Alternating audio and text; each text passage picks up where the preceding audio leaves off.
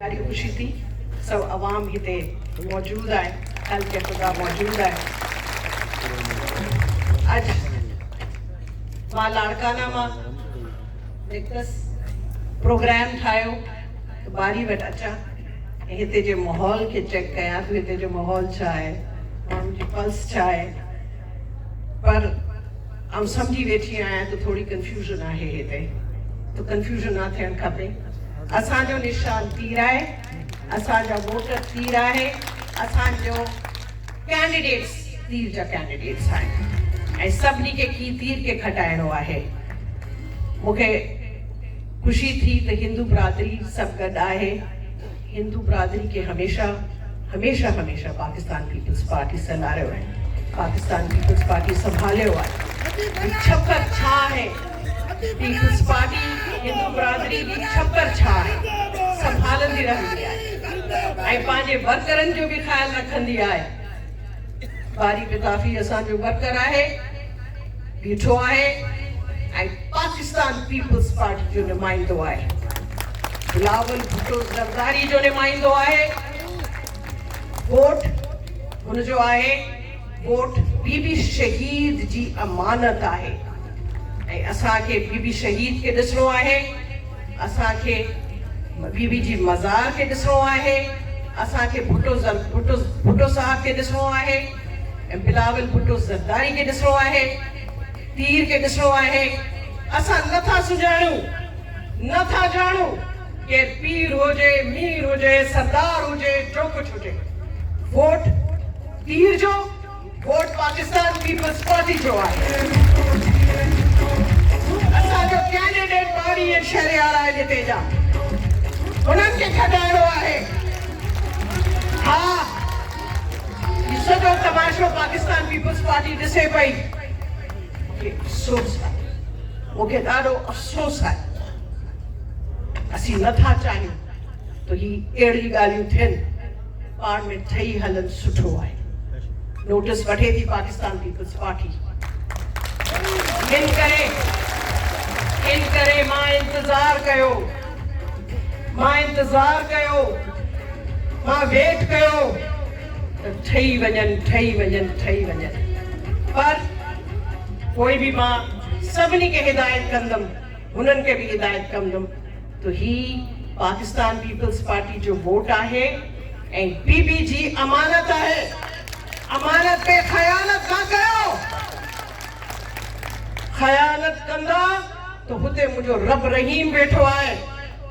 ये शहीदन जी पार्टी है, ये काफिलो शहीदन जो आहे। असांजो वचन, असांजो अज़म बीबी शहीद जी मज़ार सां आहे। असांजो मज़हब भी चए थो तो अमानत में खयानत ना कयो।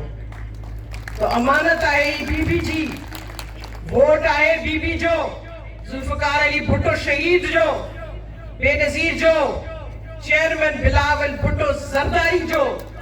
उनमें तव्हां अमानत में खयानत ना कयो, वरना अल्लाह रब्बिल आलमीन सभिनी खे ॾिसण वारो आहे।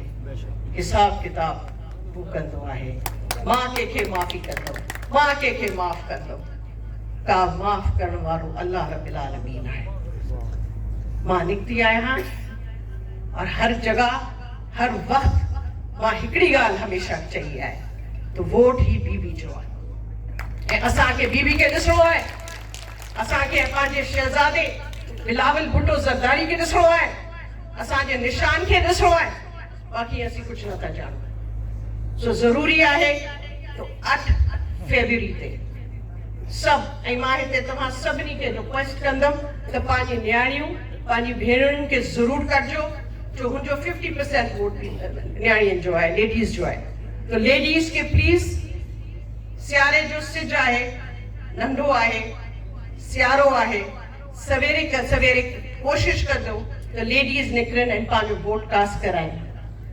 ये ज़रूरी आहे त 8 फरवरी ते असां सभु निकिरूं, सफ़न ते असां सभु सीधे बीही पंहिंजो वोट कास्ट करायूं पाकिस्तान पीपल्स पार्टी खे।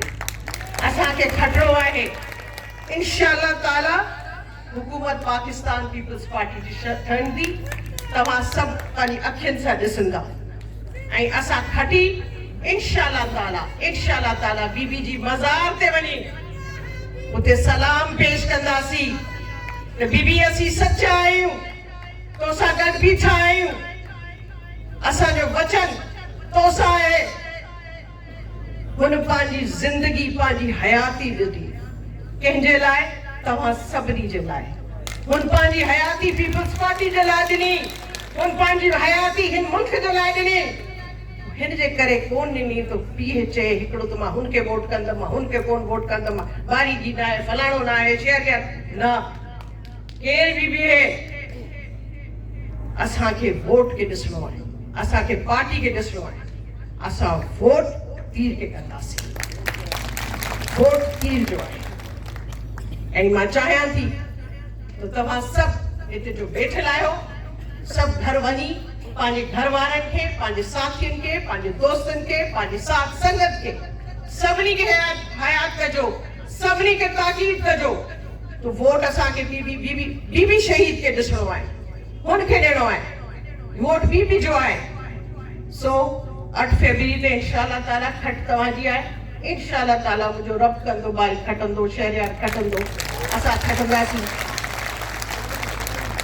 वोट मिलंदो, तीर जो आहे। मां सभिनी खे हिदायत कयां तो ठप्पे पे ठप्पा, ठप्पे पे ठप्पा, यही हमारा निशान है और यही हमारा अकीदा है कि हम तीर को जितवाएं, हम तीर को जितवाएं और हम ये ना देखें कि कौन है कौन नहीं है।